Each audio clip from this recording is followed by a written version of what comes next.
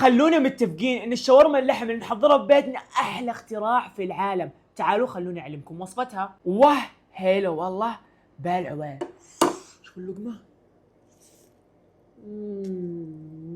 اول شيء نجيب لحم منزوع العظم ماخوذ من فخذ الخروف او بطن الخروف، قطاعه، ونقطع اللحم لشرايح زي كذا زي كذا. صحن اللحم اللي قطعناه، ملعقتين كبيره بصل مفروم، وملعقتين عصير ليمون، وزيت زيتون، وملعقه كبيره من الطحينه. راح ننزل بهارات، ملعقه من بهارات شاورما او شاورما لحم، ثوم باودر، ربع ملعقه قرفه، بابريكا، فلفل اسود، وملح، وميكس غاز على درجه حراره مرتفعه.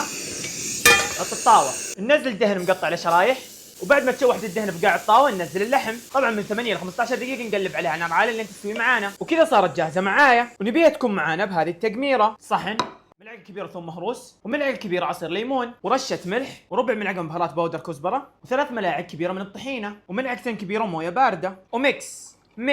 وكذا صارت جاهزه معنا الطحينه. وصحن ثاني بصل مقطع شرايح بهذا الشكل، وندمج بقدونس مفروم مع البصل المقطع لشرايح، ملعقتين كبيره من السماق، واضافه اختياريه من دبس الرمان، خبز صاج، سلطه بصل، شاورما اللحم، واخيرا صوص الطحينه. ونلف الساندويش بهذا الشكل. وكذا صارت معانا. طبعا ضروري جدا نغرقها بالطحينه بهذا الشكل عشان تعطينا طعم مميز. وهذه النهايه. ألذ وأسرع وأفضل شاورما تسويها في البيت هذه الفترة، لذيذة وتشهي.